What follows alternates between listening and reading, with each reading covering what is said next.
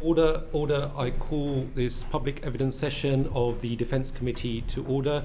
Secretary of State, first of all, it is a pleasure to have you. Thank you so much for agreeing to come before the committee so early on within our newly elected committee. And also, I would like to say a warm welcome to David Williams, the Permanent Secretary for Defence, and also to Lieutenant General Sir Rob McGowan, the Deputy Chief of Staff for Military Capability. And Secretary of State, please also, on behalf of myself and our committee, convey to our brave servicemen and women, all the staff at the Ministry of Defence and your ministerial team, thank them, please extend our gratitude for their brave work and service in discharging your primary duty to our country in terms of our defence and national security. So please do convey that. I know we've only got a couple of hours of your valuable time, so let's get straight in, and a nice starter for 10. It won't be any surprise to you. I've been questioning you since last month on this very issue, but just for the record, has our UK government lifted restrictions on the use of Storm Shadows by Ukraine, given the increased escalation of the employment of thousands of North Korean troops within Europe? Well, Mr. Chairman, thank you for your welcome. Perhaps you'll allow me a few opening remarks, as you've made, before I answer that question. One of the special privileges of this job is every day meeting inspiring men and women who are serving in the military, the civil service and in industry, who are totally dedicated to defending this country. So I will pass on your committee's appreciation for their work, as you ask. It is an honour for me to appear before this committee as Defence Secretary for the first time. I'd like to offer my congratulations, if I may, to you and all to members of the committee on being elected to this committee. It's always been a high status, sought after committee, but I have to say in my entire time in Parliament, we have never had a defence committee with a deeper, broader range of expertise on it than this one. I know that means that you will be set to provide proper, tough scrutiny to me, the ministerial team and the department, but I welcome that. I take my duty to account to Parliament very seriously. And on that, Mr. Chairman, as a new government, I want a new relationship with Parliament and with this committee. I want to increase the transparency that we're able to provide to Parliament and to this committee to do your proper job. And I want to increase the information that is provided. And Mr. Twigg and Ms. Llewellyn-Buck in particular, and you, Mr. Chairman, as members of the previous Select Committee in the previous Parliament with the previous government, will know of the frustrations that members of the committee on all sides had on that. We have already held 2 briefings on Ukraine for all MPs and had close to 120 MPs attend those. We will do more. We've done them with peers. We're increasing places on the all-party Armed Forces Parliamentary scheme. And I've discussed with the Permanent Secretary ways that we can offer to you and members of the committee, Mr. Chairman, closed-door briefings on areas and with information that it is not possible to share openly to the committee in a forum like this. So that will be my approach to working with you and the committee. I want to say 2 things, if I may, before I get on to Ukraine. The first is that everyone knows these are serious times. War in Europe, conflict in the Middle East, growing global threats. And technology is rapidly changing. It's changing the nature of warfare. It's changing the nature of what is possible. And everyone on this committee also knows, whilst we face serious threats, there are serious problems with defence. And it was my last but one predecessor that said to the House of Commons about his own government that we have hollowed out and underfunded the armed forces over the last 14 years. And so, as I told the House in my statement yesterday, we knew there were problems, but these problems were worse than we thought. And so the action that we are taking, and I reported yesterday and will continue to take, to get a grip of MOD budgets, invest in the areas that we need for the future, and make sure that we can deliver better for our frontline forces and better value for money for the taxpayers. On Ukraine, this is a serious moment that I come before the committee. Defence intelligence will reveal today that the front line is now less stable than at any time since the early days of the full-scale Russian invasion in February 22. And we've seen in recent weeks a very clear escalation from Putin and his forces. They've stepped up attacks on the energy system in Ukraine ahead of winter. They've stepped up attacks on civilian centres, killing children. They've deployed at least 10,000 North Korean troops to the battle front line, and there are unconfirmed but media reports today of Russia firing a new ballistic missile into Ukraine, which we know have been preparing for months. So that while the Ukrainian actions on the battlefield speak for themselves, Mr. Chairman, be in no doubt that the UK government is stepping up our support for Ukraine, determined to continue doubling down our support for Ukraine. And this is what I told Minister Umerov in a long call on Tuesday. It's what I discussed with the US Defense Secretary Lloyd Austin on Sunday. And as I told you and the House yesterday, it holds for this committee as well. I won't be drawn on the operational details of the conflict. It risks both operational security, and in the end, the only one that benefits from such a public debate is President Putin. Thank you very much, Secretary of State, and thank you first of all for your kind words for myself and committee members. Indeed, I want to place on record your cooperation, the very fact that being elected chair of the committee, the very next day you and I had a meeting, and thereafter the openness and transparency with which officials at the MOD have also given us private briefings. I'm very, very grateful to you for that. And in terms of Storm Shadows, I was fully anticipating that answer, but I won't dwell on that further, but just to say that we are very much in line with the fact that yourself and the government are so fully supporting Ukraine, and I think that is what is required to support our friends and allies. Well, let's move on to 2.5%. When do you anticipate we will be moving to a position of 2.5% of GDP spent on defence? Well, you'll appreciate, because you, like I, as a Labour MP and Labour candidate, stood on the manifesto of a unique commitment to increase defence spending to 2.5% of GDP, a level that's not been met in this country since 2010 when Labour were last in government. And our commitment is that we will set a clear path to 2.5% of GDP on defence.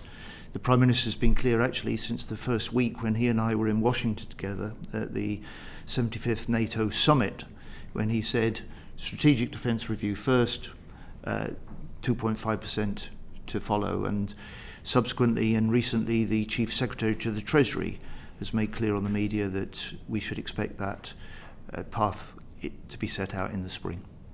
I appreciate that, but there are many of us who feel that we need clarity, we need a clear timetable to set things out, because that also provides clarity for our allies, for our defence community, for our defence industrial base. It's wonderful that we've now got a defence industrial strategy, but I think without having that clarity, and the budget perhaps was a missed opportunity for that, and also some of us would like to understand that why certain aspects of defence reform which are being undertaken are so urgent that they cannot wait. For example, the government created a military strategic headquarters. It also recruited a national armaments director without waiting for the Strategic Defence Review, the SDR, to be implemented. But it continues to delay on that 2.5% of GDP. So why that anomaly? I see no anomaly. First of all, we set out the commitment to establishing a path to 2.5%, but we're not waiting till then. You mentioned the budget the Chancellor delivered on the 30th of October. You will have noted, unlike many other departments, there was a substantial increase in next year's budget for defence, 2.9 billion extra just next year. So a demonstration that we recognise as a government, the first duty of a government is to keep this country safe, and that is what we will determine to do. Now, in terms of the defence reform, you may want to get into the detail a little later, you and your members. But I've embarked and launched what is probably the most far-reaching defence reform for 50 years. And I've done that because this is essential in order for us to be able to shape our forces for the future. It is essential to being able to deliver the sort of recommendations that we might get and the strategy that the Strategic Defence Review is likely to set out. We certainly will be going into reform. I'll leave that to my colleagues, some of whom are very, very interested to come in on that, especially subsequent to your statement yesterday to the House. But I fully appreciate that you get the urgency of this. And as I've mentioned in the House over the last couple of months, that's not a matter of question. But the key thing here is, do others in government actually get the urgency of this? Because since 2009 and 10, the defence budget has actually reduced in real terms. So adjusted for inflation, using 2023 to 2024 prices, the current spending, our spending on defence, is actually lower than it was in 2009 and 10. And given the increased volatility, which you mentioned within your earlier remarks, we simply can't, as a nation, wait for economic circumstances to allow that, or wait in terms of autocracies, because autocracies like Russia, they've already transitioned into a war economy, spending more than 40% on defence as part of their GDP, which obviously is unsustainable. But whether we look at North Korea, China, Iran and others, they have substantially ramped up. So they will not be waiting until the situation in terms of the economy becomes better. So have you been able to make that point to other colleagues in government around the cabinet table? So you make the point I made to the committee earlier. These are serious times, war in Europe, conflict in the Middle East, rising global threats, as you say, which is precisely the reason why we must increase the defence spending to 2.5%. Everyone agrees with that in order to deal with the threats we face and the transformation that we require in our armed forces. And you are right, although I'm not familiar with the figures you cite. That is in the end what Ben Wallace meant when he said over the last 14 years we've hollowed out and underfunded the forces. And this was before your time in Parliament, Mr. Chairman, but in 2010, when we had a change of government there, we were spending 2.5% of GDP on defence. We had more than 100,000 full-time soldiers in our British Army. And in that first year of that new government in 2010, they cut the defence budget by £2 billion. And over that first 5 years, during that period of austerity, they cut defence by 18.8% in real terms.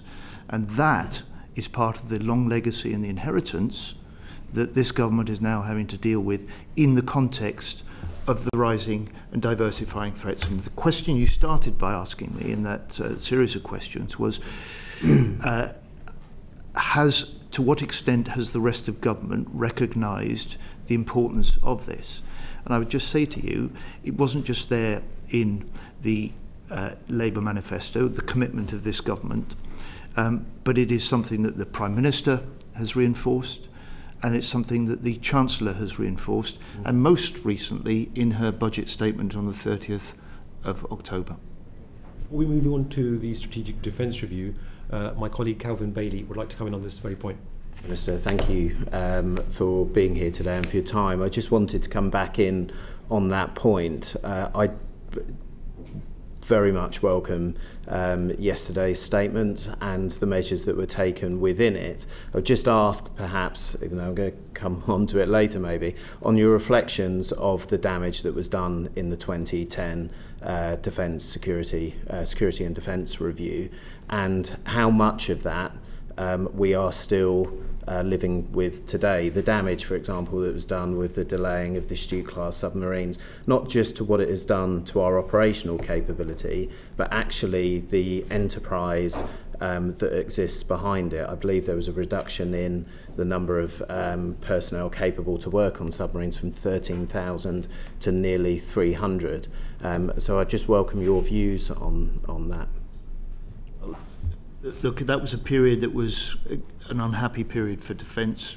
There were delays in major programmes, conscious ministerial decisions to put back major programmes by 4 or 5 years.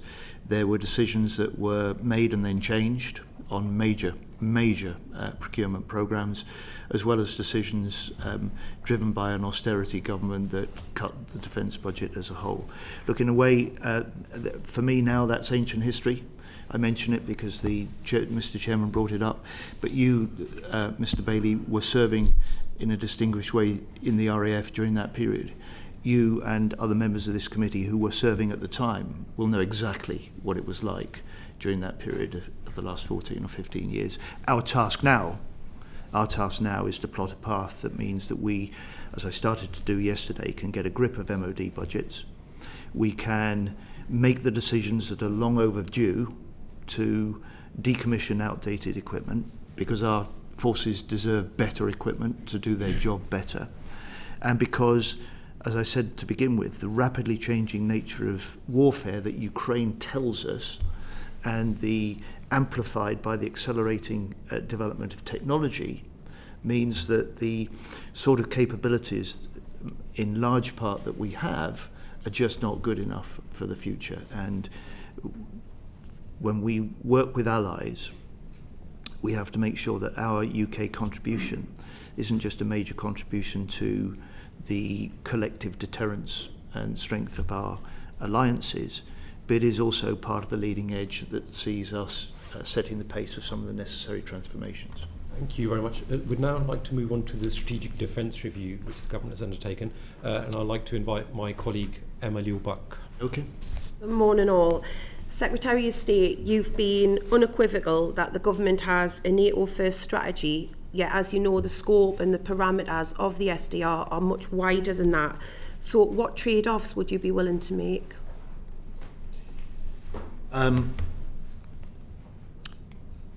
Ms. Liu-Buck, that is a question that is, in all honesty, not possible to answer at this point. The purpose of commissioning the Defence Review, doing it in a way that is unique to the UK, externally led, but drawing on the deep expertise within the department, within the military, as well as more widely, means that the framework, the terms of reference, if you like, that the Prime Minister published when he commissioned it on the 16th of July, set the terms, but the sort of assessments that the reviewers, drawing on wide expertise, are making at the moment will help outline those sort of decisions. There will be trade-offs, but it simply isn't possible at this stage, and certainly today, to be able to give you any sensible answer to that. Well, Secretary of State, thank you for that answer. I think just as a committee, we're trying to get a feel for what you think are the greatest threats, whether we can balance current UK commitments and what might be deprioritised. So, as you know, there was an Indo-Pacific tilt in the last SDR. Is that something that we will be pulling back on?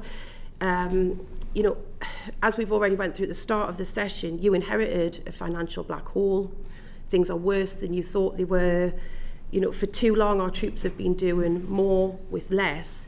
And I just can't see how, when presented with the SDR, there's not going to be some things that have to be pushed, put on the back burner or pushed to one side. And it's about trying to get an understanding of what you see are the biggest threats and what your priorities will be when you're presented with that menu from the SDR. I can run through my priorities, which are the government's priorities, which are essentially captured in the framing terms of reference for the review. But Ms. Lulbach, you were on this committee, you saw a couple of defence reviews, a couple of integrated reviews. You'll remember that the integrated review on 2023 on the Indo-Pacific tilt described it as delivered.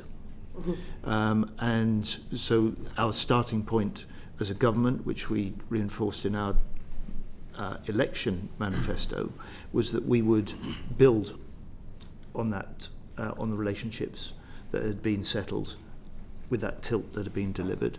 There are important allies in that part of the world, demonstrated by some of the support that those countries in the Indo-Pacific have given to Ukraine, and the increasing indivisibility between security concerns in the North Atlantic and security concerns in the Indo-Pacific. I think you're making an argument that I would and have made before as well about realism and honesty about the commitments that we can make to allies and that we make in committing our own forces.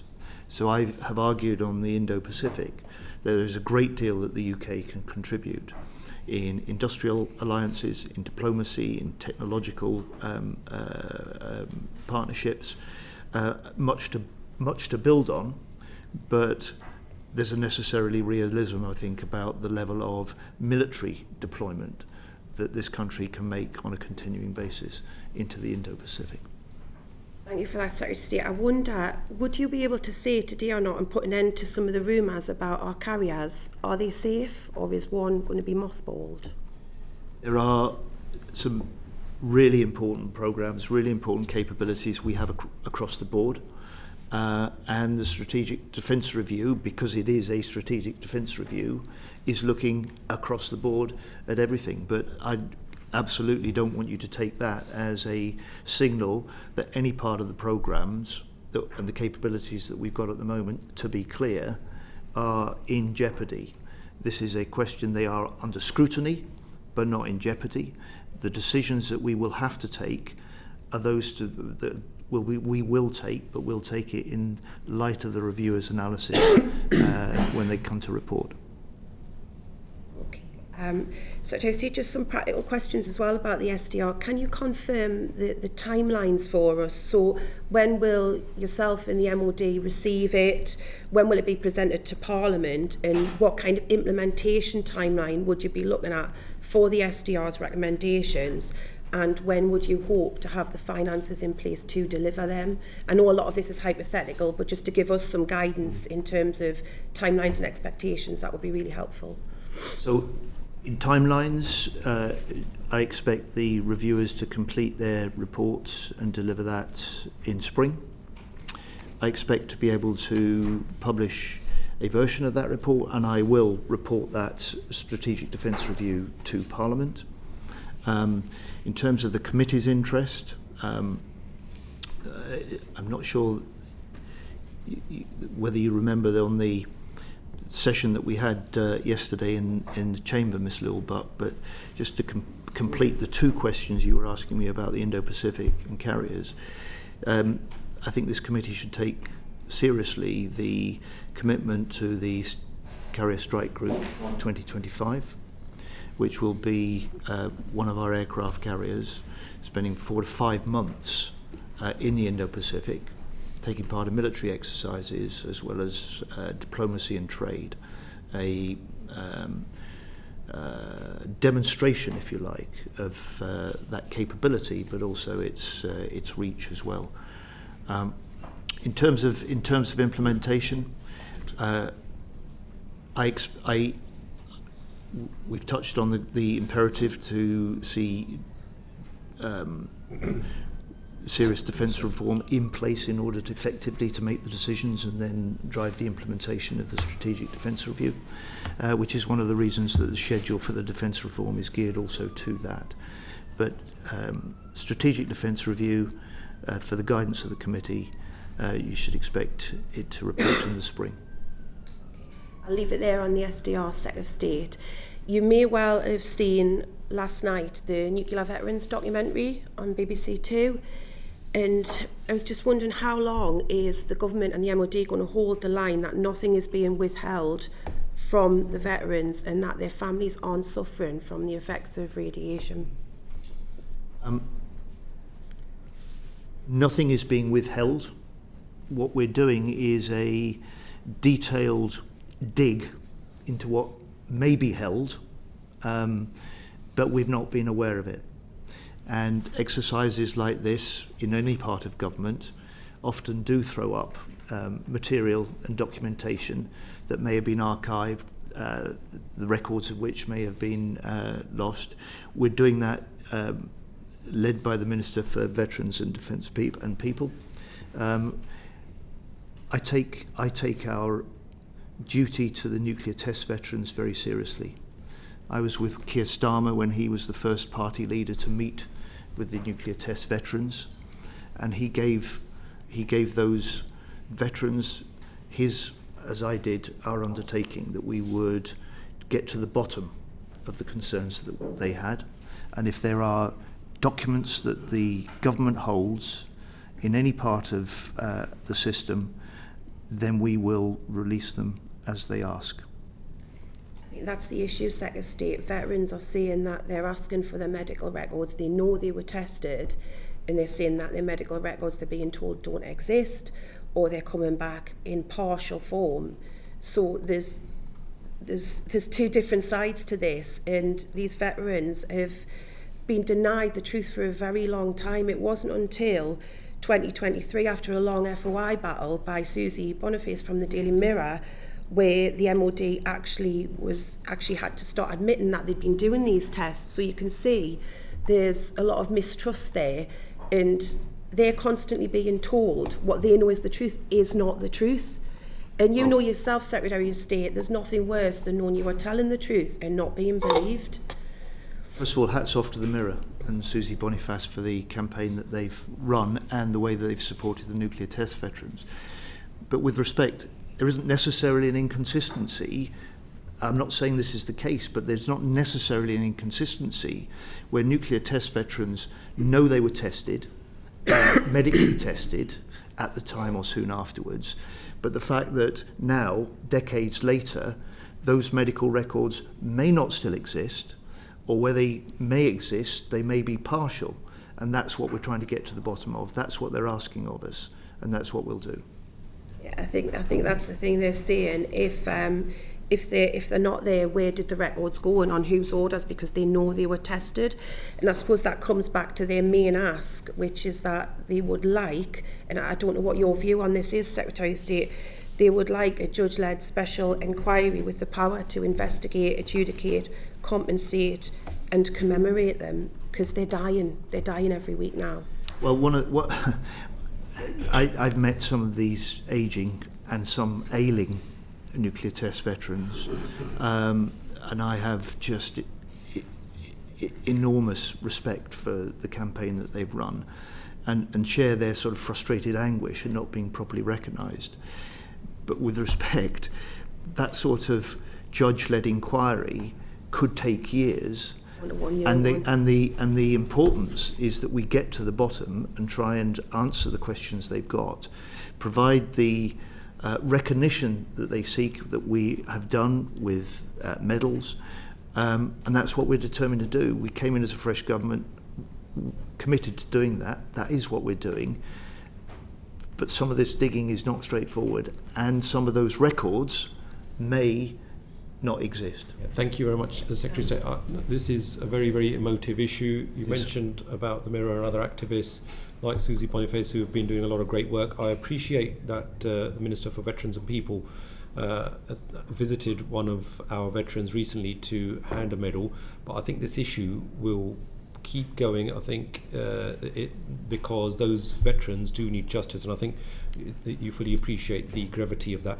I believe my colleague Jessie Norman wanted to come in. Thank you. Just to come in on the back of what Emma's just been saying. But I had one quick question, if I may, the Secretary of State. You've made some play about the decisions of the 2010 government, but wasn't it true, weren't you a member of the government before that published a document in March of 2010 which planned significant reductions in public spending, including in defence? We were dealing, as you'll remember, with the aftermath of a global financial crisis driven by the overextension and recklessness of the global financial system.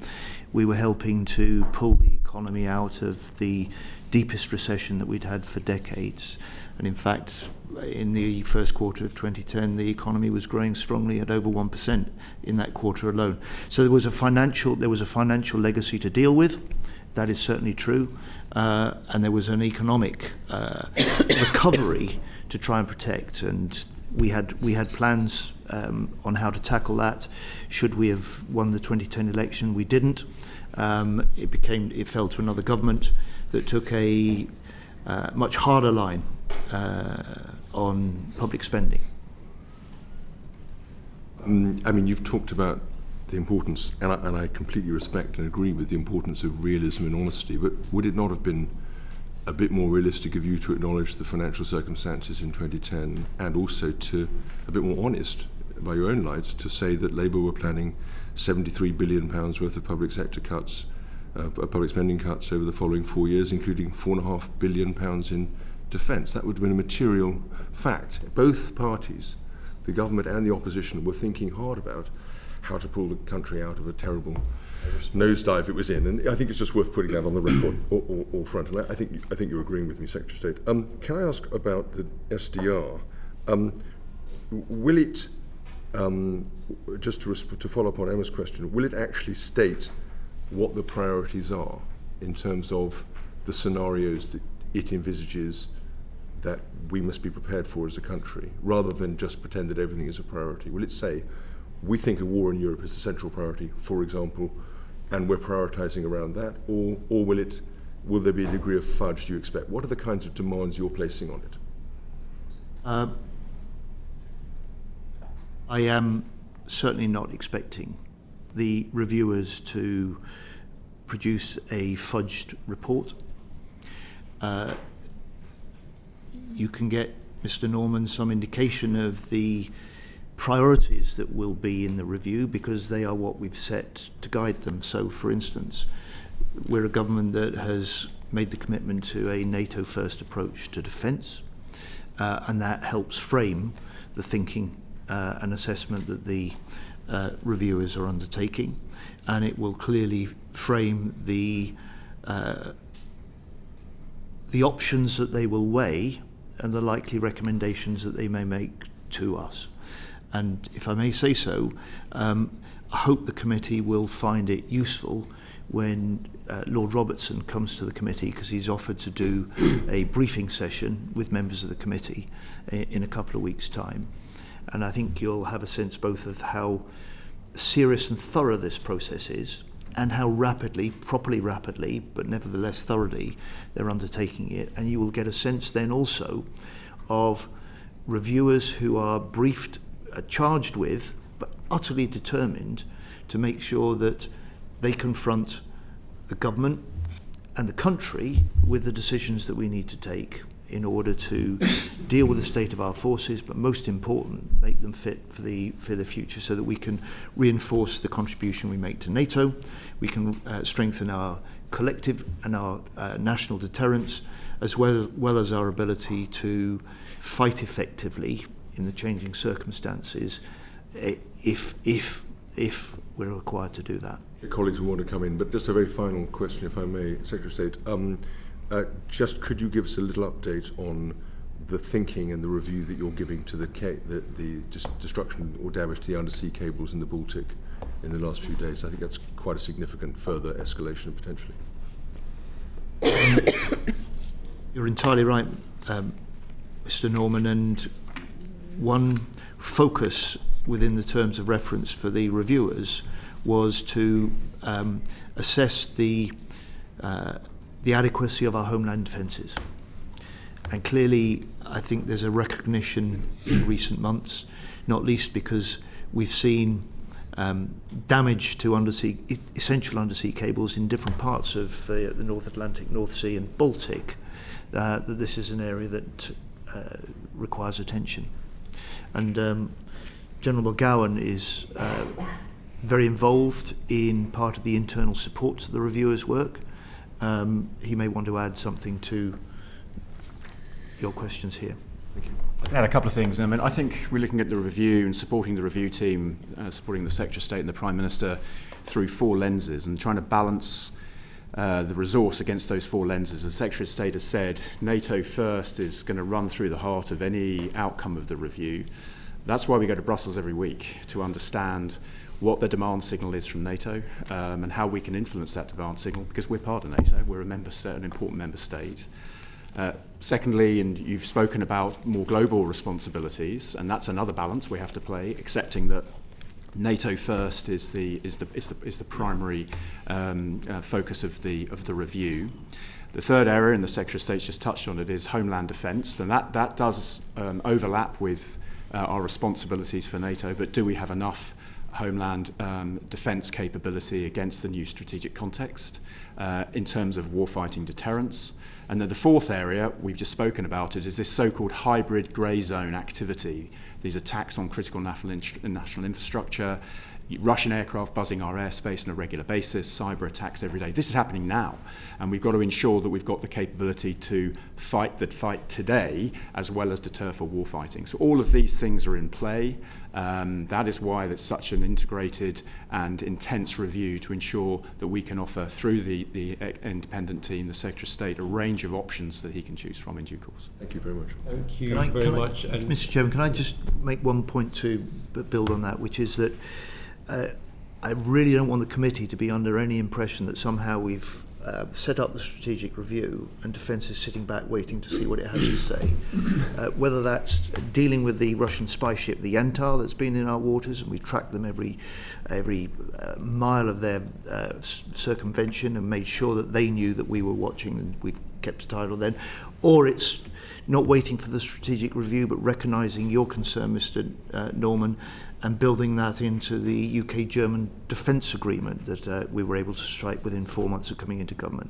So it's undersea cables, the shared concern that we've got for that part of our defence and security that we can develop bilaterally with Germany as well as within NATO, and make sure that we do what we need to do as a nation as a result of the strategic defence review as well. Thank you very much, and we are very much looking forward to our public evidence session with Lord Robertson next month. I'd like to now move on to NATO and other European alliances. Mike Martin. Thank you, Mr. Chairman, and thank you, Secretary of State, for the time that you've taken to come today with your team, and particularly welcome the comments you made in your introduction about transparency towards Parliament and towards the committee, so thank you very much. So, as the Chairman said, I'd like to ask a couple of questions about NATO. What does NATO first mean to you personally? It's a recognition that, first of all, and I say this as a Labour Secretary of State, it means, first of all, a sense of pride that it was a Labour Foreign Secretary that was the architect of the NATO alliance when it was first established, and in particular the Article 5 collective defence at the heart of it. So I feel, first of all, that Labour is the party of NATO and has always been part of the NATO. Secondly, I recognise it as the most successful security alliance in the history of the world. It's sustained over nearly 7 decades, and it is stronger now, more unified now, and bigger now than it's ever been before, which is precisely the opposite strategic effect that Putin wanted by invading Ukraine. So we have been strong supporters from opposition and continue to be in government now, for example, to see the Swedes and the Finns accede to the NATO. So 32 nations strong, with challenges that we can now meet together, but the confidence that as individual nations, that should any come under attack, then we won't face those adversaries, we won't face those threats alone. Thank you. So I guess I take from that answer and some of your previous answers this morning that as we work in collective defence, the contributions of individual nations are what make that defence. You know, we as the UK promise certain capabilities and outcomes to NATO as part of that collective defence, and other countries do that for us in return. That's of course what makes us strong. So I wondered if, with your permission, I might just run through a few capabilities and operations that we might have to carry out to contribute to NATO, and just to see where we are on them. So would the UK be able to deploy and sustain a division to NATO's eastern flank? Let me give you an answer to this, which will be the same answer to the, I suspect, the checklist of questions that you've got, which were questions that I had in opposition, which were the reason that I made the commitment before the election and have undertaken since to undertake a NATO test, which I've now completed. And that was set to do exactly the job you're now asking in public, but to provide the answers that I can't share in public, but I'm willing, Mr. Chairman, if you wish, on a properly classified basis to members of the committee to share the results of that NATO test, because it is a concern to me that as the leading European NATO nation, that we're able to make and fulfill our commitments to NATO. So whether it is a field of full division, whether it is any of the other major asks, and over what sort of timescales, we've undertaken that test. I will share that with the committee, but I won't do that in public. Thank you very much, Secretary of State. Yes, we would like to take you up on that offer of a classified level session for the committee, but carrying on. Thank you very much. That's very generous of you. So accepting that you won't divulge the specific yes-no answers to those capabilities, I wonder if I might just run through whether those capabilities will be within your private answers. Thank you. Sure. So the UK Warfighting Division to NATO's eastern flank. Yes. How many brigades we could get to a start line in Senelaga in the event of a major escalation?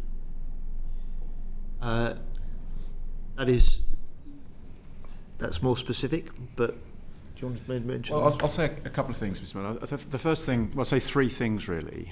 Conscious the Secretary of State has offered a classified briefing on this.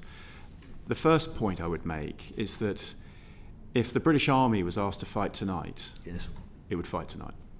And I don't think anybody in this room should be under any illusion that if the Russians invaded Eastern Europe tonight, then we would meet them in that fight. That would be the first point I'd make.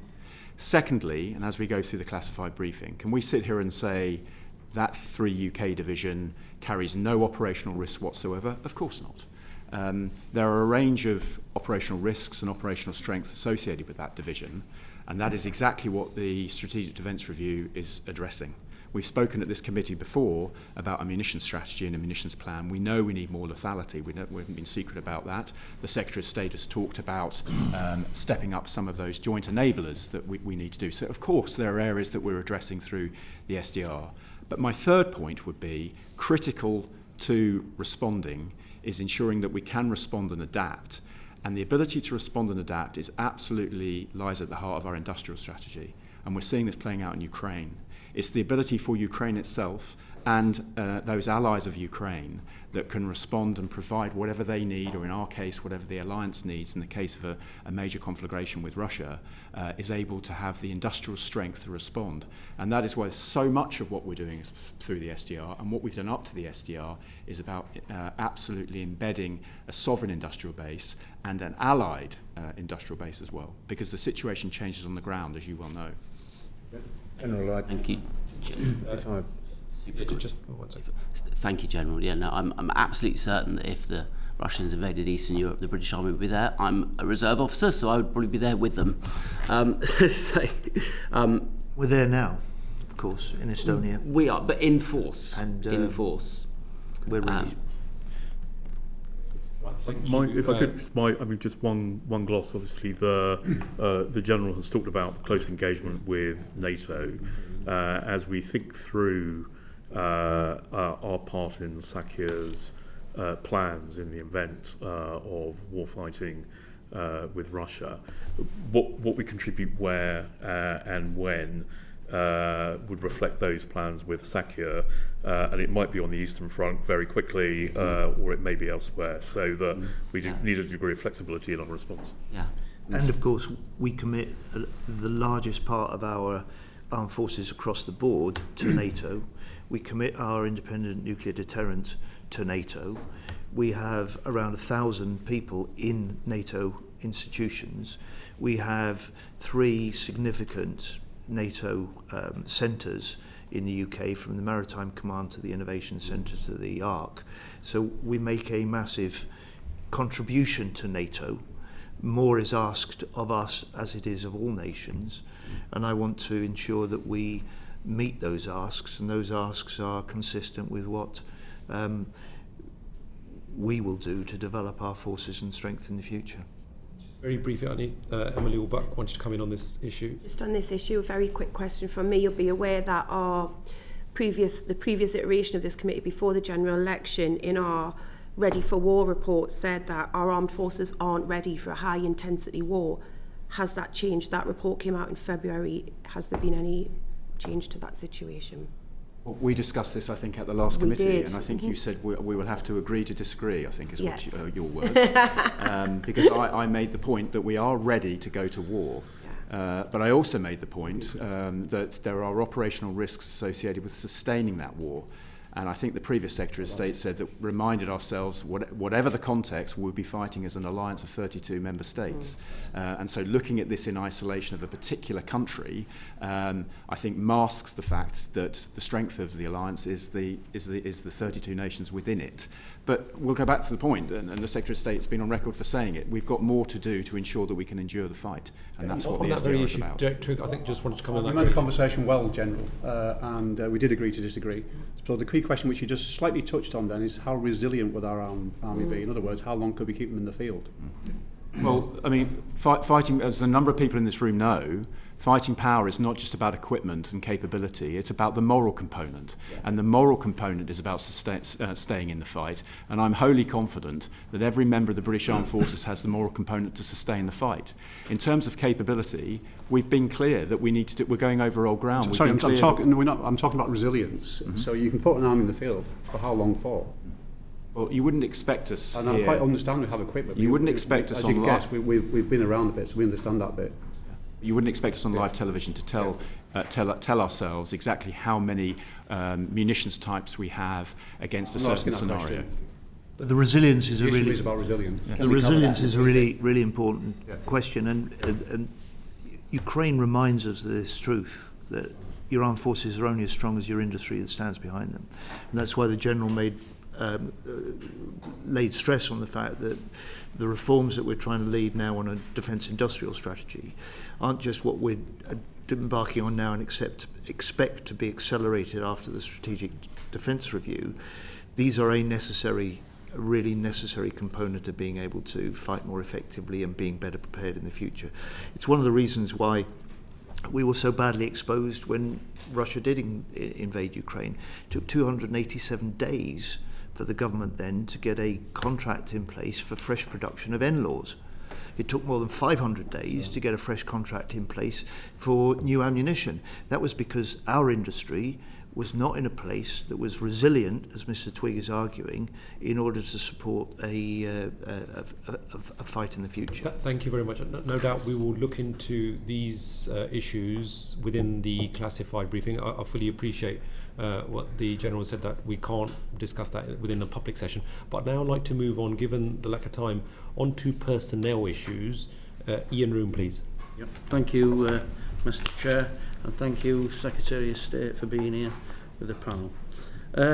Obviously, any forces is only as good as its personnel. You can come up with all the strategic plans, but without the personnel, we've got no armed forces. You've acknowledged yourself, Secretary of State, in September, that the MOD has a massive problem in recruitment and retention. And I know yesterday you went some way of addressing that with some of the pinch points. Could you tell us what steps you are taking to address the recruitment and retention problem within the armed forces? Yes. Thank you, Mr. Room.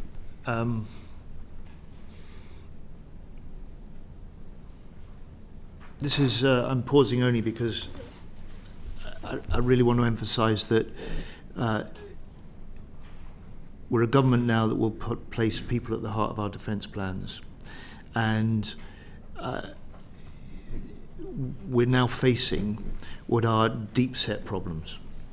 And those deep-set problems run over the last 14 years, where recruitment targets were set and missed every year, where in the last year service morale fell to record lows, and over the last year where our forces were losing 300 full-time personnel, more than were joining every month. So the start that we're making and the steps that I'll outline now, I want to emphasize, are just a start. And when you have those deep set problems and established trends, being able to reverse them and then recover the situation will take time, can't be done overnight. So I think the first significant step for me was being able to award the largest pay increase for our armed forces for over 20 years this summer, and to be able to say now, as the first ever Defence Secretary, that everyone in a uniform will be paid at least a national living wage. The second step on pay, which is a feature of the some frustrations that forces personnel have, as you say, Mr. Room, I announced yesterday, which are for two groups where we have a particular concern to hold on to their expertise and to keep them in service. We're putting in place particular incentive retention payments. And so those are the tri-service aircraft engineers, a scheme which will come in from April, and the those soldiers, private and lance corporal ranks, who have served for 4 years, and having put the investment, having got these skilled, trained personnel, we want to hang on to them. Beyond that, we recognise also that it's often the feelings of the families who stand with and support personnel that influence their decision whether to stay or go. And so on Monday, you may recall that we announced the extension of childcare provision and support for those personnel serving overseas, likely to be around 2,700 personnel will benefit from that. And then we've changed some of the, if you like, the rules and restrictions that stop people who want to join being able to join the forces. I'm really struck, and I feel this very deeply. Some people say, look, young people today, they've got no interest in serving the country and serving in uniform. But over the last 10 years, more than 1 million young people have applied to join the forces. Mm-hmm. The problem is that more than 3/4 of them just give up on the application because they never reach the point where they're rejected or they're recruited. So we've swept away some of the really historic restrictions on people joining. We're setting up a new direct route for those who have cyber skills and cyber interest to join the forces in that role. And we're now working with all 3 services to put in place really tight turnaround targets for people who apply to be able to be assessed and either rejected or given a training offer. And that we hope will help drive the system as well. But we've got a lot more to do. Those are the starts that we've made. Coming back onto that, obviously I've raised questions in Parliament, and it was only raised to you this week as well in Parliament around the medical assessments and capita taking the long recruitment times. I personally know individuals within my constituency where they've been delayed over 10, 11 months before they can actually get seen, and some of these are referred to me from serving officers who are quite high ranking as well, and they acknowledge that. And one of your ambitions that you set out in September was to set the MOD a target of reducing them waiting times, and I think within confirmation of a training start date within 30 days and an application process within 10 days. How far is the MOD away from achieving those targets? We're some way at the moment, but the purpose of setting targets is to say, first of all, if you or I weren't fortunate enough to be members of Parliament and we were in the jobs market, we wouldn't really expect to be waiting more than a month for some sort of response from any employer that we were applying to. There's no reason why our forces should not be capable of responding in the same way. And frankly, if we don't, we lose good people. We lose good people who will go elsewhere, especially in a tight labour market, which we've got now. So we're some way off, but I hope to be able to come back to this committee in the course of next year and be able to give you a good update report that says we're getting closer. But you can see the scale of the transformation, not just in thinking, but in the system of being able to recruit that will be required to meet those targets. Right, thanks. Just stressing the Armed Forces Recruitment Programme, which will go live in 2027, will see a fully digitised pipeline, which we believe is one of the heart of the problems of people taking so long, because quite often it's not easy to track where they are, but this digitisation will greatly improve what you've just said and help us meet those targets. So obviously the Aythornthwaite report that was published, while they were doing the investigation, obviously the Ukraine war started, so it influenced some of that report. How far is the MOD and your department in actually actioning those recommendations that was recommended by the Aythorn report? Yep. So this was probably the first systematic look at the range of things that affect morale, recruitment, retention that had been taking place for years. It was very valuable and I thought very comprehensive, even though it was commissioned under the previous government. David, do you want to give Mr. Room an update on the departments, how far the department is with the different elements of it? Mr. Rooms, you'll appreciate we didn't get to formally publishing a government response to the Aythornthwaite review before the election was called, but work within the department to take forward its recommendations have focused in the first instance on the engineering cohort, and as the Secretary of State has said, one of the FRIs that we announced yesterday relates to a group of air engineers, looking really at the offer, the total reward, looking at what's described in the report as zigzag careers. So how do we make sure that we are making the most of people who may want to leave the services but then come back, looking at routes to entry. So there's work in hand on those aspects of the review, but with the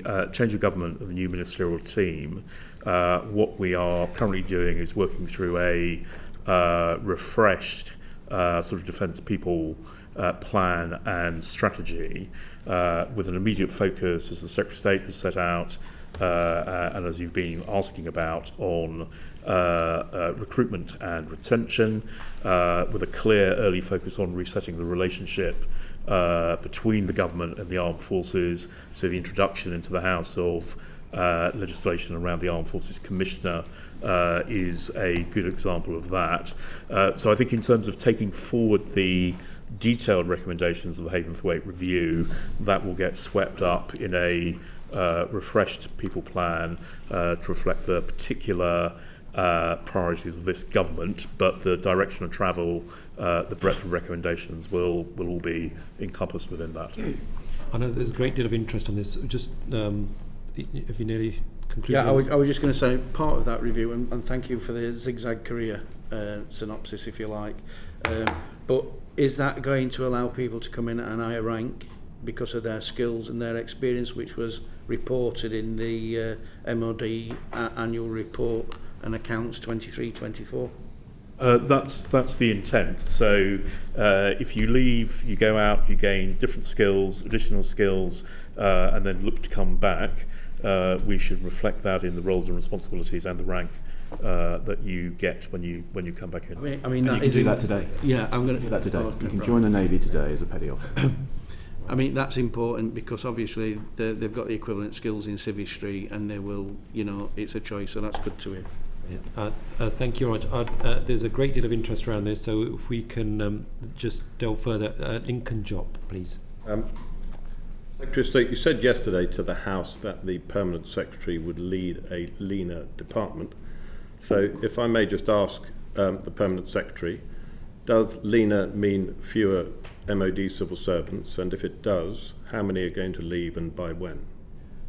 Yes, well, I think leaner in a number of ways. So actually there's a range of processes and bureaucracy that we need to reduce and streamline to make sure that we are making more effective decisions more quickly and then delivering against them. And that kind of streamlining, simplicity, clearer accountabilities is at the heart of the Defence Reform Programme that the Secretary of State has set out and which we are working at pace on. My expectation is that the number of civil servants in the department will fall. We've reduced by 1,000 over the past 12 months down to full-time equivalents of 56,800. That's a net reduction of 1,000, having increased civil servants within the overall defence nuclear enterprise by about 500. My sense is at the very least we need to get down to probably 2019 levels as a net position, but there will be areas where we want to increase the number of civil servants either by permanent recruitment for currently sort of external professional services, so Defence Digital is a good example of that, or in areas where civilianisation makes sense, so aspects of the home base, medical services are an example of that. I'm happy to share a note with the committee, but within that sort of current 56,800, we've got around 6,000 police officers and guards, around 1,500, healthcare professionals, over 3,000 scientists. So it's not a sort of 56,000 sort of traditional policy civil servants, as it were, sitting in main building. But I think the combination of simplification, clearer accountabilities, reduction of bureaucracy, as well as investment in automation, modern back office functions, means that we should be able to deliver the support to ministers, to the armed forces, to the wider public with fewer civil servants than we currently employ. I currently have no plans for specific redundancy programs. We'll look at the balance between inflow, retraining and outflow, but I think that's something we will want to keep under review as the recommendations from the SDR come forward. We're already engaging with the new Office of Value for Money about how we can lean in with broader cross-government productivity initiatives as well. So I think there's a sort of watch this space in that area. And very fulsome answer. I thank the Permanent Secretary. So the 56,000 is going to come down. Do you have in your mind a particular percentage, say, as a target, and in what sort of time frame? So if we came down from, if I sort of take last autumn as a baseline, which would have been around 59,000. If we look to get down to 2019 levels, that would be a reduction of around 10%. Actually, in order to create the headroom for permanent recruitment, where currently we're relying on professional services, or to create headroom for civilianisation, we actually need to take some of the core roles down further to build back up. But I think as a minimum, a kind of 10% reduction over the lifetime of this Parliament is a good jumping off point. But as we think through the opportunities in our productivity work, as we think through the recommendations from the SDR, we may well want to adjust that. Thank you. Thank you very much, and Permanent Secretary would very much like to take up your offer of a detailed note. It's good that you're on top of the various facts and figures, but I think a detailed note to the committee would be greatly appreciated. Alex Baker, please. Thank you, Secretary of State. One of the areas that I know that we are losing recruits is with Commonwealth soldiers, because we put this cap, 15% cap, per cap badge on the amount of recruits we take. With 36,000 Commonwealth soldiers in the pipeline, are we not missing a trick here? I think we've got a good record of recruiting Commonwealth soldiers, and our levels of recruitment from of soldiers in particular from the Commonwealth is actually relatively high at the moment. There may well be many more that want to apply than we can take, which is good because it means we get a selection of the best, and we can offer in any of the forces, but particularly it's attractive in the Army, really an extraordinary career, fresh skills, and the chance really to transform the lives for those individuals and their families as they serve our country and make their contribution.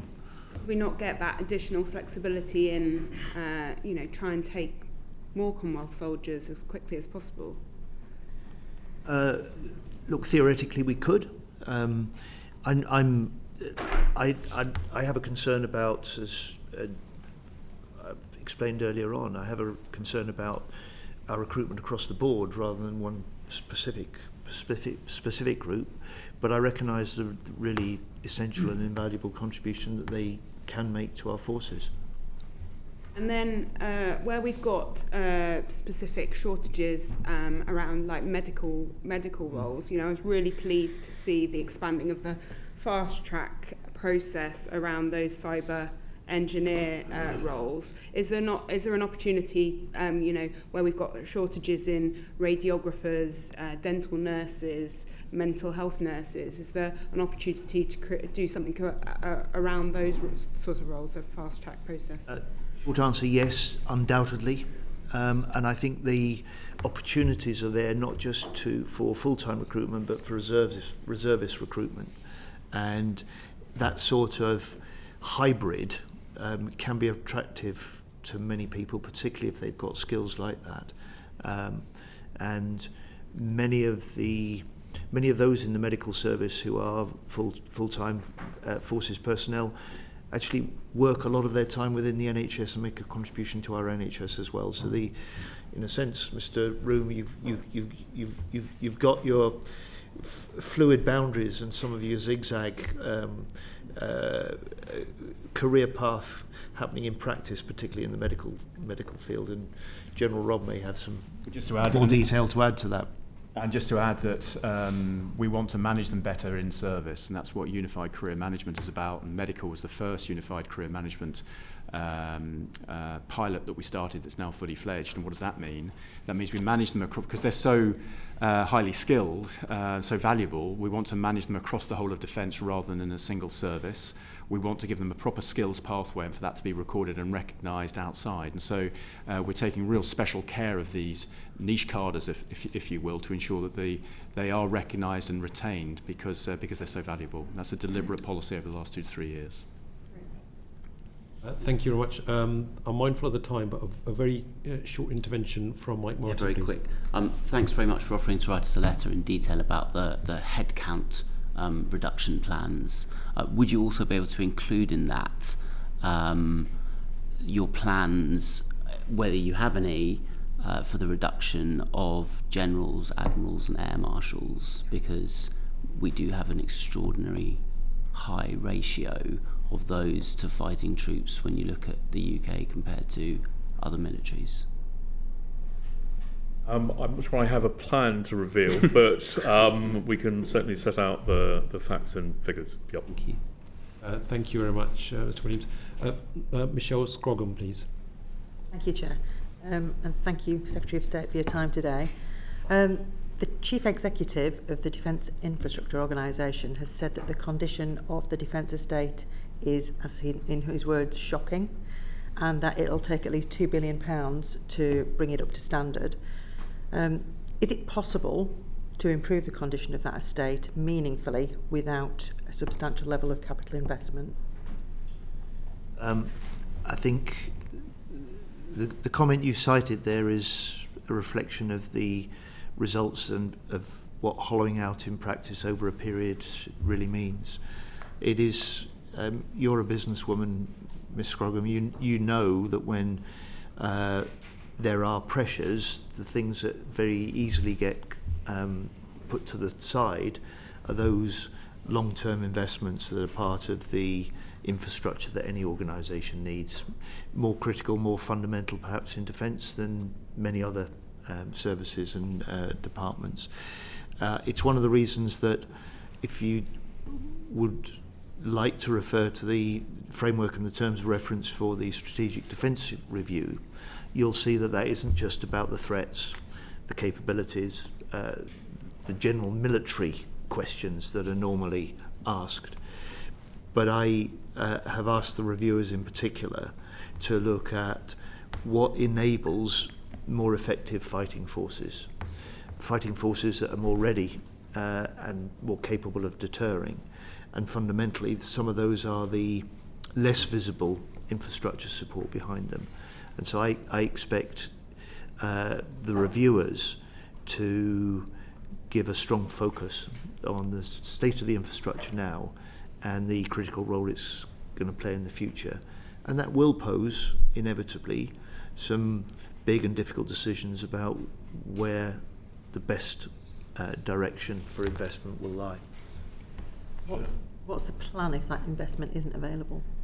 Sorry, David, you want to come in? Maybe I'll pick up that as well. So, I mean, for me, I think it's the question both of the level of capital investment, but also providing a degree of confidence and certainty about that enduring over time as a pipeline. So, although we have allocated additional capital investment to accommodation aspects of the estate over the last 2 years, it's short-term investment, and at the time we're able to get the money out of the door, we haven't really been able, I think, to get the full effect of that money. So I think, as the Secretary of State says, off the back of the Strategic Defence Review, as we settle our investment plans for the rest of this Parliament and make assumptions about a longer-term programme, baking in an appropriate level of capital investment for infrastructure generally, but for service accommodation in particular, I think will be an important part of how those plans are finalised. And also resource, Dell, as well, not only the capital investment, but to move from, we've been living on a sort of fix-on-fail approach to our single living and particularly our service families accommodation, and moving to a preventive regime is something we've started to do, but that's also going to involve increased investment in our infrastructure. But it's also about the rationalisation of what we've got, and that's what the Defence Estate Optimisation programme, the DO plan, is all about. Programme to ensure that what we have got is in the right place and is of the right quality, and that's a long-term programme in defence which is funded. Look, I'm going to be blunter. The Permanent Secretary has said that the additional money that was put in, and a welcome move in 23-24 and 24-25, which was 400 million under the previous government, he said we were not able to get the full effect of that money. I would say at this point, with all due respect to what General said as well, and it's not either their responsibility, but I think the Armed Forces housing has been left in a crippled state over the last 14 years. That additional money that was announced and deployed at short notice, as the Permanent Secretary said in 2023, wasn't managed properly by ministers. Rather, as the Permanent Secretary has said, officials have admitted to me that the money wasn't spent effectively, and in particular there are serious questions over the profile of that spending. So this financial year, almost all of the 180 million allocated to this financial year was effectively committed by the end of April, the end of the first month of the second financial year for that. So that means the ability to deal with what we have to expect as rising and increased demand with the onset of winter, that money that should have been there throughout the year is not available.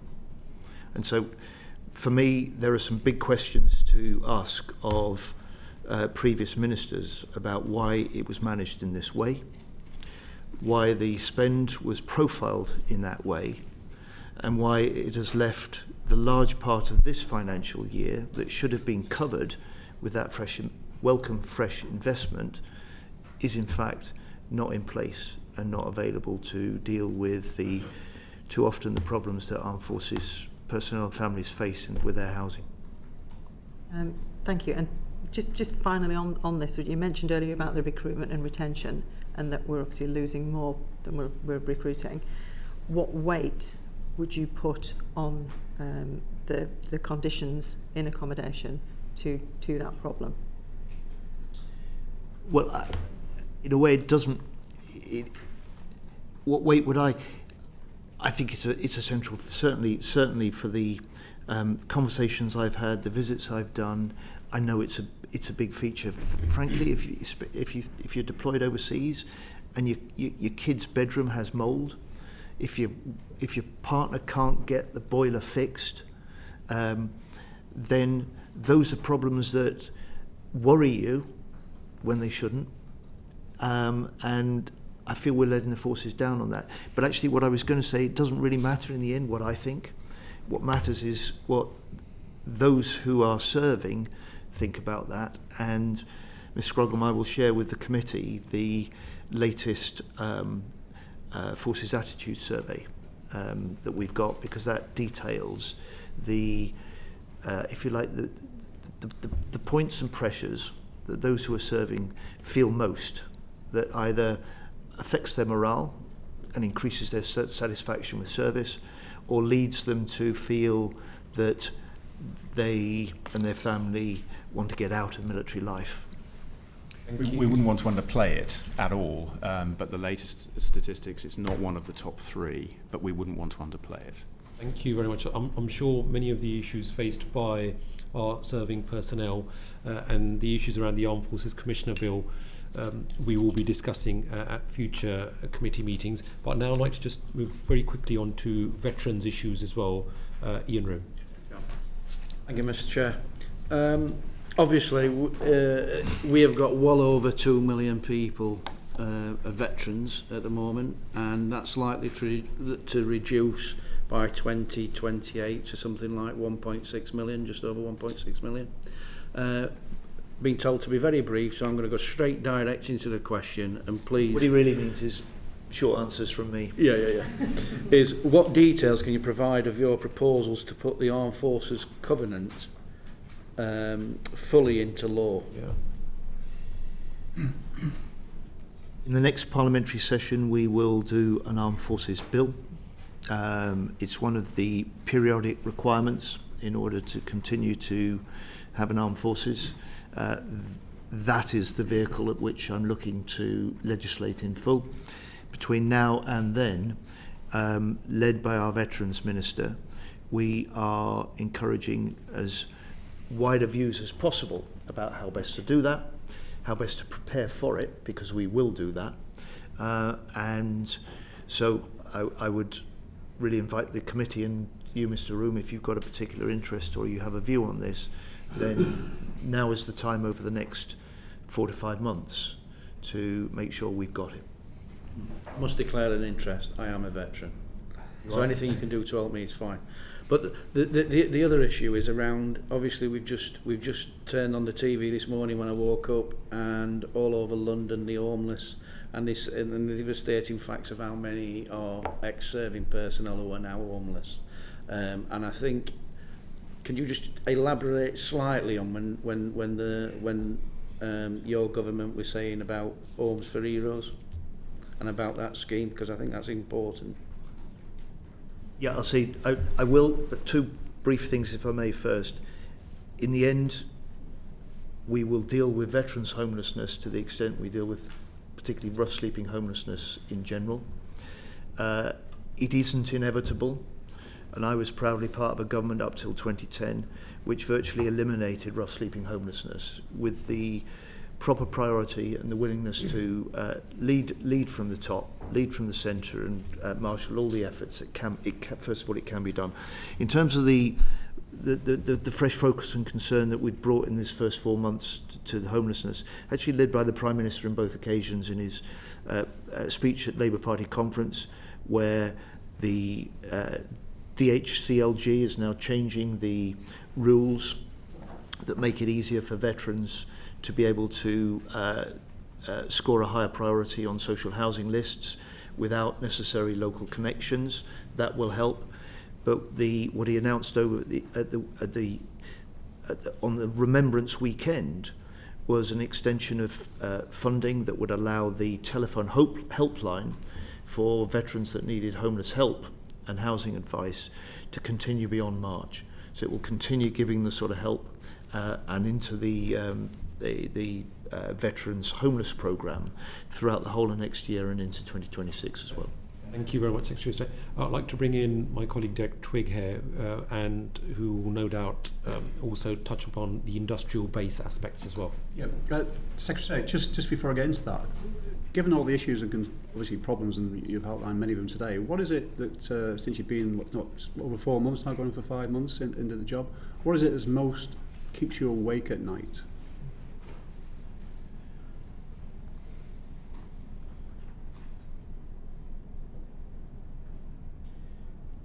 What keeps me awake most is the positions of jeopardy and risk that we ask our service personnel to deploy to. Not all are as risky as others, but we have 10,000 UK forces deployed around the world in over 50 countries at the moment, and some in some very tight spots. And it is that special responsibility of asking people who serve and are willing to take that risk, but nevertheless the decision to deploy and the decisions that come with that are the ones that weigh most heavily. Okay. Thank you for that. Can we run to the industrial base? And you mentioned NLAW before, and I know for the reasons you've set out, you're not going to talk about for operational Storm Shadow, but then to be able to send Storm Shadow one to Ukraine or elsewhere, or keep our own stockpiles, we need to produce enough of them. So could you say, just another example was the Aster missile system, which prior to 2022 took 42 months to actually get going. So what is your current assessment of stockpiles in both missiles and munitions, and what are you doing about it? As the General touched on this earlier on, Mr. Twigg, there's a broad recognition that, in part because we've not sufficiently invested in previous years in ensuring we've got the stockpiles we need, but in part because we've rightly donated what we can and supplied Ukraine for their fight, there is a big job to be done, both to continue to supply Ukraine and to replenish our own stockpiles. A job that isn't just about government making the financial commitment or providing the leadership and the certainty, but it's about the defence industry also making the investments for the long term. And that is beginning to happen. Encouragingly, I was able to announce alongside the UK-German defence agreement last month an investment from Limassol that will set up a new factory to manufacture artillery gun barrels in this country, and will draw on British steel manufactured and forged by Forge Masters in South Yorkshire. Yeah. So it's a combination, I think, of the determination and recognition of government that we need to rebuild the stockpiles, but working with industry to make sure that they can respond and we can sustain that should that be necessary in future years. So what could we say are the three main issues out of your control that have been an impact on the industrial capacity? And what discussions have you had with industry to improve that? First, I think one of the flaws has been generally an approach that this country has taken, unlike many others, of a contract-by-contract based approach to industry. This cannot work, and if we want to leverage in higher levels of private investment into defence, which we have to do, and as a government we are looking to do right across the board, then you have to be willing to have a long-term relationship and a long-term strategy, which we've said that's what we'll do. And it's part of the government, as a new government, offering, if you like, a new partnership between government, business and the workforce and trade unions. We can do that. In defence, we have a particular opportunity to do that with our workforce. Uniquely for the private sector, the level of unionisation in defence is 38%. So there's a great deal of potential and an appetite for that. I think that's the first thing. I think the second thing is that we've too often been blind as a nation when we are looking at procurement about where the jobs, where the economic benefit lie. And I think we need to do more to recognise that defence has a vital role, not just in strengthening our security, but boosting our economy as well. So you will secondly see, under this government, a recognition that where we can, we should look to develop our own British jobs and support British-based companies. The third, I think, then, is another lesson from Ukraine, which is when the pace of technology development and the nature of warfare is changing so rapidly, you simply cannot have a procurement system that may take several years even to get to the point of contract. And that therefore it's the nature of the relationship and it's the characteristics of the industry, including more use of many more smaller and more modest-sized, medium-sized companies that are often much more flexible and innovative, that have to be built into that industrial base, the industrial strategy, and the changes in the procurement system that are needed. Would you agree then that we're still some way off being able to replenish our current stockpiles? Yes. And how? Yes, and it's to be fair for me, just to the previous government, it's why they said, right, we need now a 10-year strategy to do that. How long do you think it'll be before we get to a position were, it's not going to suggest we'll be satisfied completely, but were you more comfortable with the situation? Well, General Rob, this is your area. Well, I mean, I just had a couple of things to what the Secretary of State said, Mr. Ing. I mean, first of all, in terms of that long-term demand signal the Secretary of State was talking about, I think we are better now. Let me give 2 or 3 examples. So we've now formally signed up with MBDA for 10 years. They know they're going to get £6 billion of investment from the UK government to do exactly what you're talking about. We can go through those munitions if you wish. You've named one already in terms of, or you've named 2 in terms of Astra and Storm Shadow. Yeah. That's what I think the Global Combat Air Programme, GCAP, is absolutely central to the UK's defence industrial base, from a combat air, jet engine, missile, sensor capability. And that is a very long-term... So the question that was referred to you by the Secretary of State was my question about how long.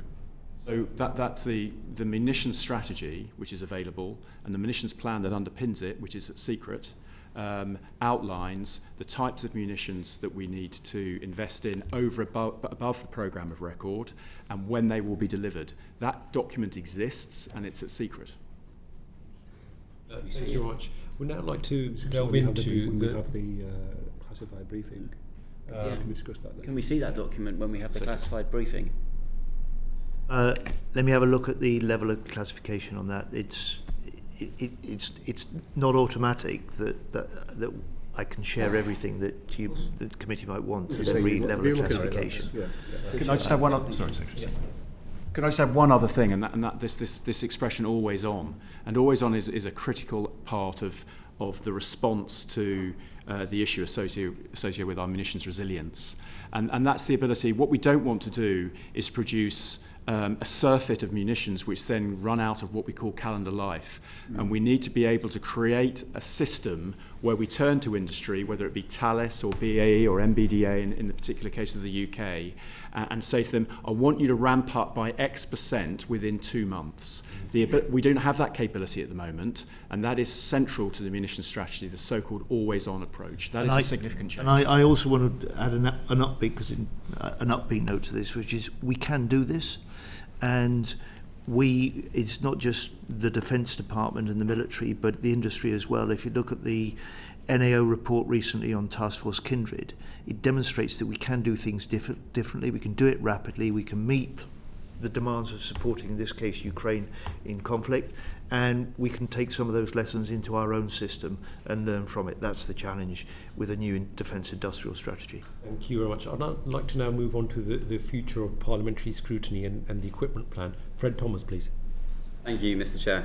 Secretary of State, you are a champion of parliamentary scrutiny. But last year, the MOD didn't publish, or partially published, an equipment plan, which should give insight of £300 billion worth of spending over the next decade. Are you able to commit to seeing that the MOD does publish that this year and every year that you are the Secretary of State for Defence? You clearly see I may regret saying I'm an advocate of strong parliamentary scrutiny. Well, my colleagues may want to reflect on last year's equipment plan. At the moment, for this year, with the Strategic Defence Review underway, it's unlikely that we'll produce an equipment plan in the same way for this year. Okay. Do you want to add anything for the last year? We know the letter that came in from the Minister to the Chair of the Public Accounts Committee. I think this is an issue that we'll be coming back onto. So there's absolutely an intent to return to publishing the equipment plan and getting the National Audit Office to review it and produce a report if that's what serves the purpose of parliamentary scrutiny. Some of the conversations we had with your sort of predecessor committee and with the previous Public Accounts Committee is that a snapshot of where our planning round gets to, by the time we produce a publishable summary, it gets into in-depth audit by the National Audit Office, is that we're essentially having scrutiny a year after that equipment planning round has concluded.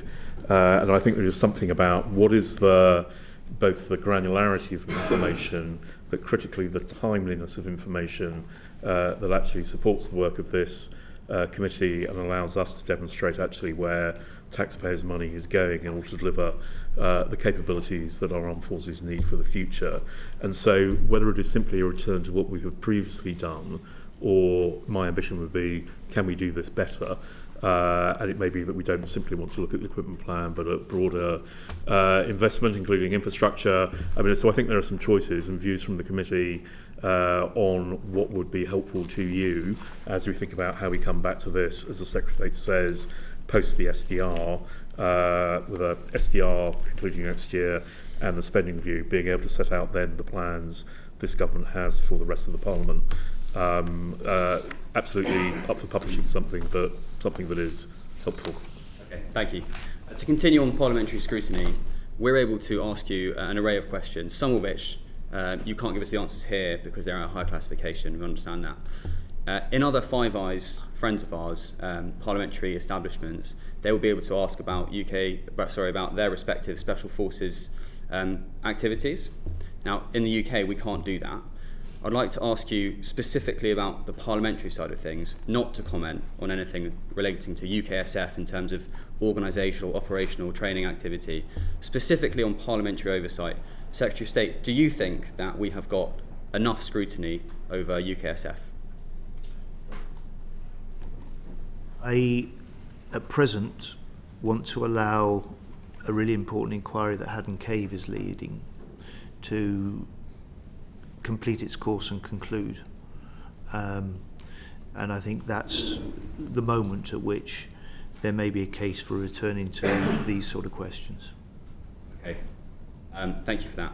And can I ask for yourself, Mr. Williams, you're the Permanent Secretary. You've previously been a Director General in different departments. You have held a lot of risk.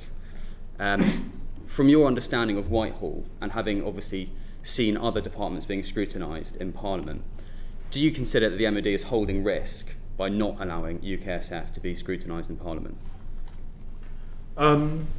Holding risk. Well, I mean, as the Secretary of State has said, I mean, I think generally speaking, the department is better for parliamentary scrutiny, but that needs to be within appropriate parameters. And I think, as the Secretary of State has said, we will come back and look at that particular question once the inquiry into Afghan events has concluded. So I don't think, I mean, in the end, that will be a political decision, and no doubt we will have a conversation about it. But it's really a matter for the Secretary of State with my advice, rather than for me to offer an independent view, I think. Thank you. Secretary of State, so are you implying or suggesting potentially that once the Haddon Cave inquiry resolves, you would be open to reassessing how this country scrutinises UKSF? Is that what we understand? I'm not implying or suggesting anything at this point. I'm saying what I said a moment ago, that will be the point at which to turn our attention, in my view, to these questions. Thank you. Thank you very much. We'd now like to move on to operational aspects. So in terms of operations, if I can please call Calvin Bailey. Thank you. Secretary of State, as I mentioned earlier, I think some of the decisions made yesterday were essential, and it's really good to hear the defence reform is underway. As if you were to use an analogy for an athlete, you would highlight the fat that it needs to cut away before you start the training programme, and hopefully that fitness programme is the SDR. But I wanted to focus on the decisions that relate to overstress and your ability to build capacity within the armed forces and to meet its commitments in terms of, obviously, NATO first. So on the 11th, you stated that there was 10,000 personnel deployed on 50 operations around the world. What percentage of the fighting force does this represent, and is that a sustainable ratio? Rob, can I ask you to deal with this first? Yeah, thanks, Secretary. Well, we'll have to come back to you on the exact percentage, unless David, the Permanent Secretary, has it. Yes, it is sustainable. Let's imagine not. we'll answer that question in terms of that specific data point. But the answer to your question is yes, we can sustain the current operations that the Secretary of State has outlined. We look at readiness, though, through three lenses. This is what you're talking about. Are we ready to continue to deploy on the operations we're currently doing? In terms of capability, availability and sustainability, we can go into those three if you wish, but it's a combination of those three things, and it's a complicated formula that ensures it. But a direct answer to your question is, can we sustain operations today against the current laydown? The answer is yes. Okay. I mean, if I may just come in, so we've talked quite a bit in this hearing about recruitment and retention. I think to get to the heart of your question, one of the other important metrics that we track is whether personnel are medically fit to deploy.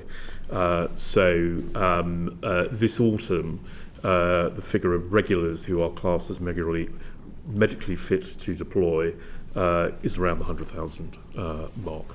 Now, that doesn't mean necessarily there are indeployable roles in the jobs or trades that they're currently in, but that is about 80% of the strength of the regular armed forces overall. So medically limited or medically not fit to deploy is a margin that we are looking to tackle, as well as work on recruitment and retention. Okay, so I was employed to look at ACS as you were. That's why I mentioned it. Absolutely, and I would love to delve into that, but the committee wouldn't. So I think being part of the team, it's probably quite important to recognise that there isn't recognised readiness policy that's out there, and the numbers, and I think we would welcome a written response in that regard.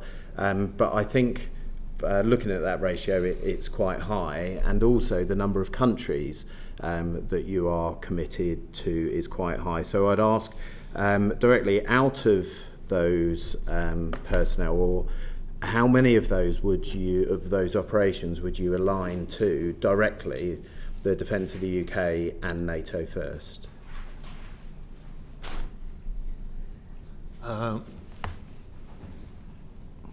No, look, I'm hesitating only because those two lenses are not something that I've applied to that sort of broad figure. So I simply couldn't give you an answer to that directly. It's a very specific question. Let me go back to what we said before, that through the defence review, and you've used the expression yourself just a couple of minutes ago, that running through that defence review is NATO first. And we're working very closely with NATO on the meaning of that through the review.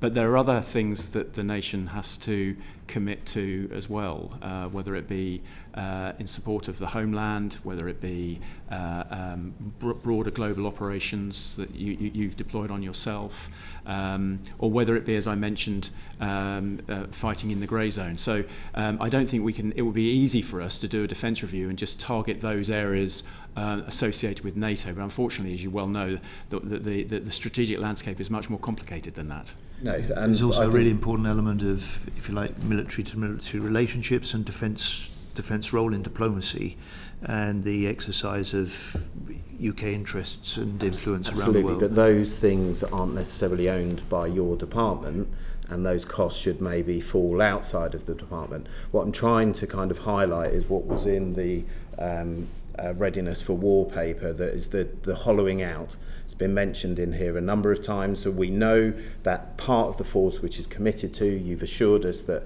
that's going to be there, those people are at readiness, but the amount of people that are training and on their wind down, that's got to be where that residual capacity comes from, and there is very little description or discussion that shows how much of that has been hollowed out to maintain that wedge forward. And that's kind of what I'm trying to get after, because the recruitment and retention problem points to people being overstretched somewhere, and we're just not seeing adequate detail or information of why.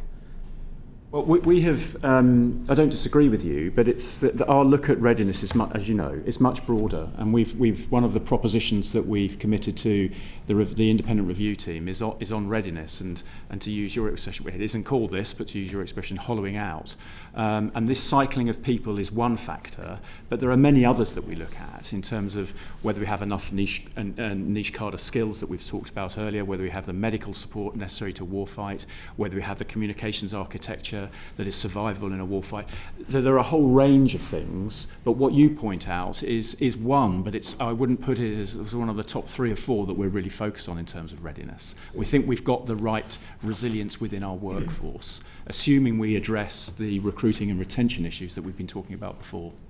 I think, if possible, we'd welcome some data on the number of non-formed unit deployments and what percentage of the deployed force that forms, because that's where a lot of that damage is done. And moving on to Ukraine and our support for Ukraine, this particularly impacts the Army and the Army's ability to work in that readiness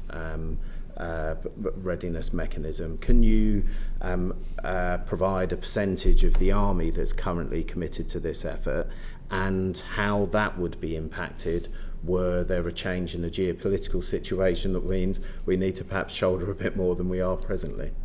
You were talking about Interflex, I assume. So again, I haven't got a percentage for you, but you raise a good point that through the and we've got this through the Defence Review and through the independent team reporting to the Secretary of State, we've got to provide them advice on our future commitment to Ukraine, which is clearly ironclad. How much of that is going to be force driving? So in other words, the structure of the armed forces, not just the Army, but across all the services, how much of that would be dedicated to an enduring campaign in Ukraine, as opposed to them conducting these operations in addition to other commitments they have. That process, and the point you raise, is something we've absolutely identified, and we need to give advice through the SDR. Okay, in the round, and I'm conscious that we have other things to go, I'm applauding the honesty that brought out highlighting a whole load of equipment programs that should have gone a long time ago, and I would just like to investigate how much honesty we feel that the military has in terms of toning down what it's doing so that it can develop the capacity to be able to build the resilient plan that the Defence Secretary would like to see in SDR.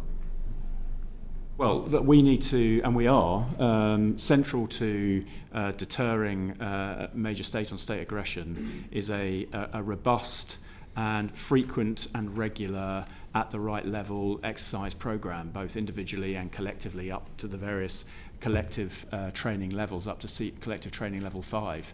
It's absolutely central that that's a central part of our deterrence posture, and to ensure our forces are ready, but also to ensure that we're shown to be ready, and that will be. I mean, that we're already doing that, and Steadfast Defender, which was earlier this year, is one of the most significant NATO exercises of some time. We will always be able to commit to that. Secretary of State, would you like to see perhaps less of your resources being reused for Foreign and Commonwealth Office defence engagement so that they can focus on the stuff that only the military can do?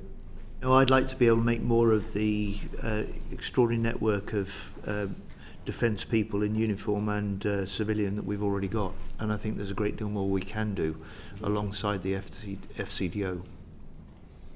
Sorry, Chair, can I just come in on this really important point that General McGowan made about whether our support to Ukraine becomes force driving in the SDSR, because we have seen some evidence that the training that we have been providing with Ukrainian forces is falling short because we can't replicate the combat conditions in Ukraine, specifically the utility of mass small drones. And there's also an issue over we can't dig Soviet trench systems on Salisbury Plain, apparently. That was a point made to us by a delegation of Ukrainian MPs when they met up with the Defence Committee members as well, along with other concerns, which I have relayed to the Secretary of State in the Chamber. But yes, a response to that would be much appreciated. We'd be really keen to see that and respond to it. Yeah. That's great feedback. We have actually shifted over 165,000 tonnes of earth to dig trenches for Interflex, which is not a bad start. But I take the point. If you're getting feedback that we're falling short, we want to meet that challenge. I'm sure committee members will do that. I believe Mike Martin wanted to come in briefly there as well. Really quickly on this global deployments, and I think this clear and present danger from Russia versus global expeditionary military is one of the big questions that clearly the SDR is grappling with. But in the light of that clear and present danger, and in the light of the changed strategic context because of the US election, do you still think it's appropriate that the carrier strike group spends 4 to 5 months on the other side of the world next year? I think there's a great deal of potential value in the carrier strike group undertaking this tour. There is military and exercising advantage. There is alliance building and consolidating advantage. There is economic and diplomatic advantage as long as we plan it properly. Can I also add? You do understand the point I'm trying to make, which is that all of those advantages could be had in the Baltic or the North Sea with allies that we might have to fight with in the near future. Well, you wouldn't be able to exercise with the Australians or the Japanese or the Koreans or the extent of the US in those different parts. So you could not replicate the extent to which part of the elements of the carrier strike group tour is planning. So there is a value, otherwise I would not be sending it. Thank you very much. I'd like to move on to GCAP, the Global Combat Air Programme. Michelle Scroggin, please. Thank you, Chair. Briefly mentioned GCAP earlier, the General mentioned it, and obviously the Prime Minister's mentioned it recently too. But can you confirm that we're fully committed to it and that funding will be available and released as it is needed? We are committed to it. It's a really important programme. General Robb has underlined that. The Prime Minister has said we're committed to this. Clearly we've got the Strategic Defence Review underway, but I've made it my one of the areas of my major focus in 4 months in this job to maintain the momentum in that programme. A number of meetings with my Italian and Japanese counterparts.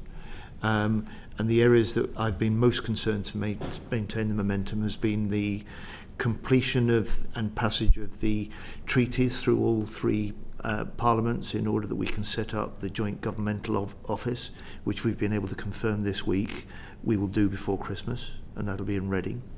And to maintain the work with the three leading companies to set up a formal joint venture.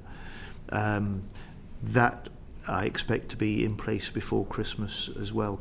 These are the foundations which are innovative, and they are they're essential foundations, but they're also the hallmarks, I think, of a programme that is maintaining momentum and therefore the best chance of successful delivery. And that's been a concern, especially for the Japanese as well as the Italians as well, and mine. So yes to the commitment, yes to the momentum, yes to the importance of this as long term, both to meet the emerging threats and technologies that we can see in the mid and late 2030s, but also, as General Robb I think put it, it's fundamental to our industrial base in this country and to maintaining what has been for decades, which is a world-leading global air combat capability and technologies in Britain. And you mentioned earlier about the retaining those capabilities, the industry base and the staffing.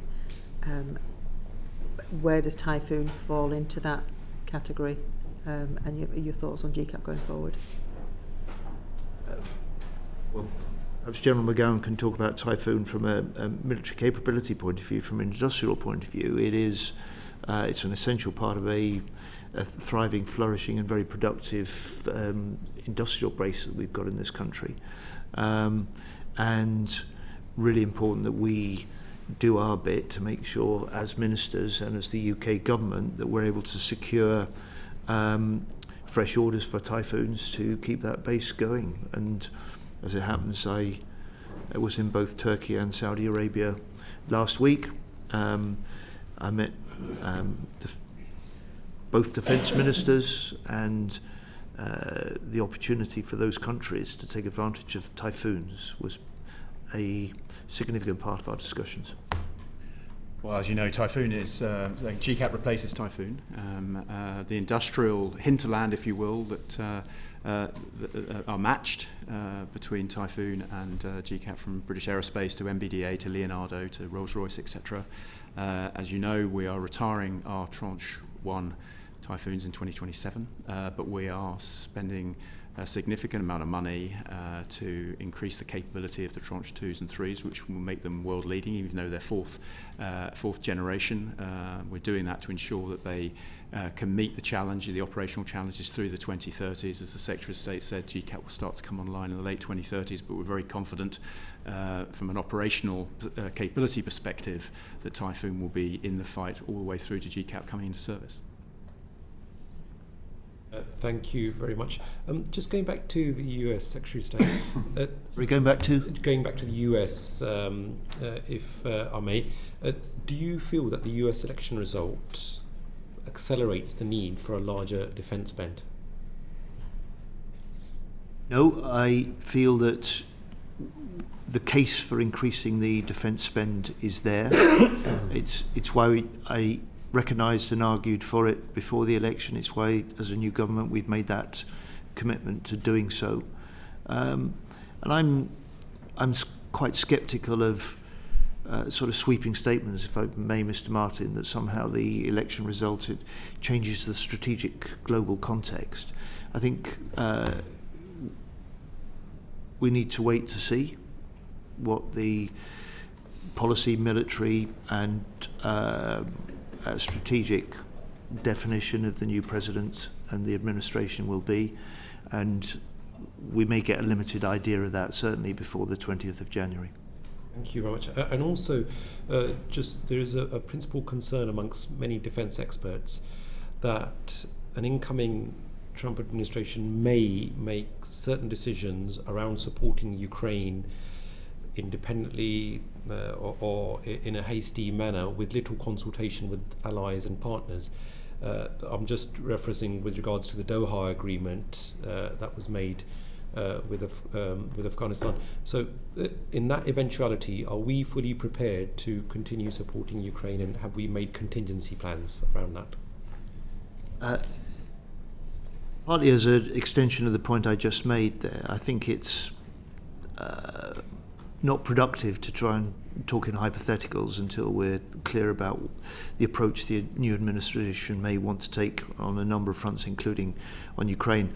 But I and this as a government are very clear, as we've done this from day one, and I was in Odessa on day 2 in this job with President Zelensky, confirming that from that point on we were stepping up support, which we're continuing to do. Look, our job is to, in my view, is to rally allies as best we can, but also to continue the proud leadership the UK has had from the outset of the Russian invasion, of leading support for Ukraine and making sure that, particularly in this period where Ukraine is under significant pressure, that we do everything that we can to ensure they're in over the next 2 to 3 months, that they are successful on the battlefield, and capable of withstanding the Russian pressure, so that if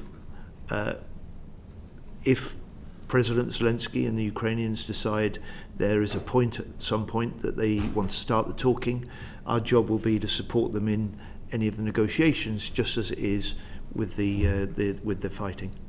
I believe my colleague Alex Baker wanted to come in briefly on this. So, from everything we know and everything that you've told us today, the current threat is quite sobering. You touched in your opening piece around some of the work you're doing to, make sure that Parliament understands the situation we are in. What is your plan in terms of having that conversation with the great British public? There is certainly, obviously, a role for government and a particular responsibility for the Defence Secretary, but I think our Parliament on all sides has a role, for instance, in Ukraine, to help people see as clearly as possible a number of things.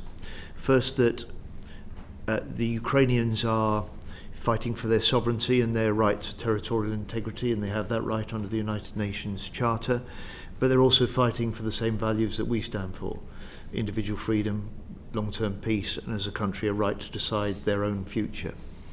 The second thing I think that it's important that we help people see clearly is that if Putin prevails in Ukraine, he's not going to stop there.